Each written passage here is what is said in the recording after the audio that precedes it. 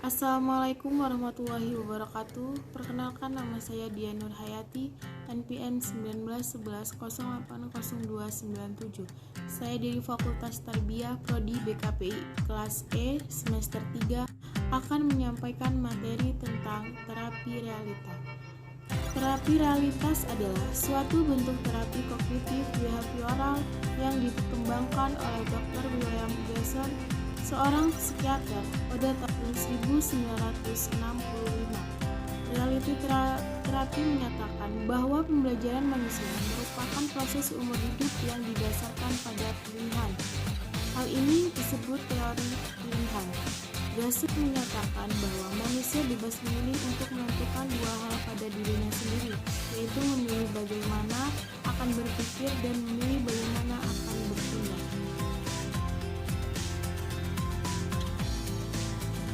Reality terapi menggunakan sistem WDET sebagai cara untuk membantu klien menggunakan teknik terapi dan melihat perkembangan terapi. W singkatan dari WANS, artinya apa yang digunakan klien.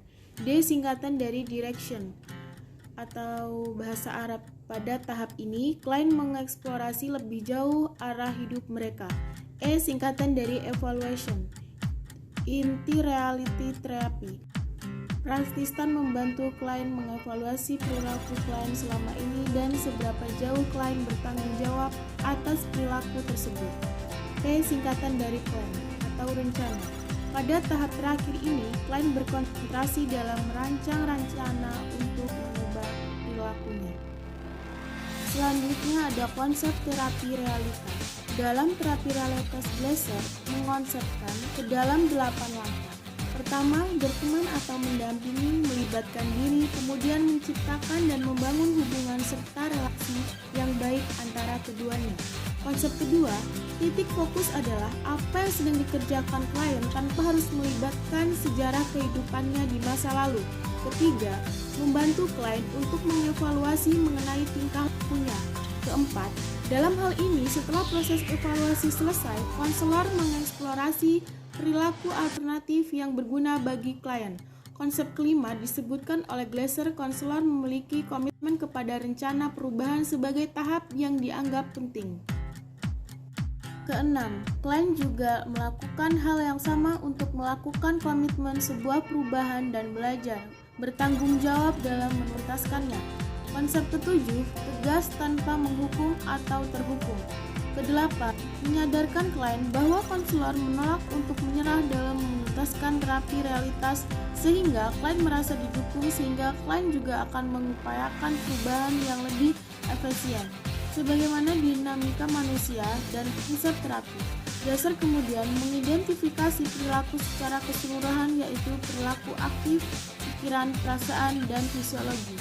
Hal ini sebagai kapasitas yang bertujuan menghasilkan mekanisme tubuh yang dikehendaki atau tidak. Selanjutnya ada karakteristik terapi realitas. Terapi realitas akan fokus pada beberapa hal, yaitu 1. Penekanan pada pilihan dan tanggung jawab. Yang kedua, menolak transferensi. Selanjutnya ada karakteristik terapi realita. Terapis realitas akan fokus pada beberapa hal yang menjadi karakteristik dari realita. Yang pertama, penekanannya pada pilihan dan tanggung jawab. Yang kedua, menolak transferensi. Yang ketiga, menjaga terapi untuk saat ini. Keempat, menghindari fokus pada gejala.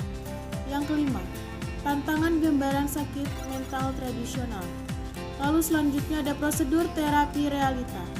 Agar berhasil dalam konseling realitas, maka prosedur yang harus ditempuh yaitu berfokus pada personal. Yang kedua, berfokus pada perilaku. Yang ketiga, berfokus pada saat ini. Dan yang keempat, pertimbangan nilai. Yang kelima, pentingnya perencanaan. Keenam, komitmen. Yang ketujuh, tidak menerima dalih. Yang kedelapan, menghilangkan hukum. Selanjutnya ada kelebihan dan kelemahan terapi realitas. Kelebihannya, pendekatan ini fleksibel dan dapat diterapkan pada banyak populasi.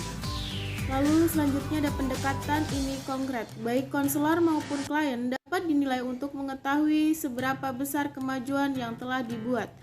Lalu ada pendekatan menekankan pada perawatan jangka pendek. Pendekatan ini mempunyai pusat latihan nasional. Pendekatan ini meningkatkan tanggung jawab dan kebebasan dalam diri individu. Pendekatan ini telah terbukti sukses. Pendekatan ini membahas resolusi konflik. Pendekatan ini menekankan pada masa kini karena tingkah laku masa kini adalah yang paling responsif. Kelemahannya, pendekatan ini terlalu menekankan pada tingkah laku masa kini. Pendekatan ini meyakini bahwa semua bentuk gangguan mental adalah upaya untuk menghadapi peristiwa eksternal. Pendekatan ini hanya mempunyai sedikit. Baiklah, presentasi dari saya. Apabila ada salah kata, saya mohon maaf yang sebesar-besarnya. Akhirul kalam, wassalamualaikum warahmatullahi wabarakatuh.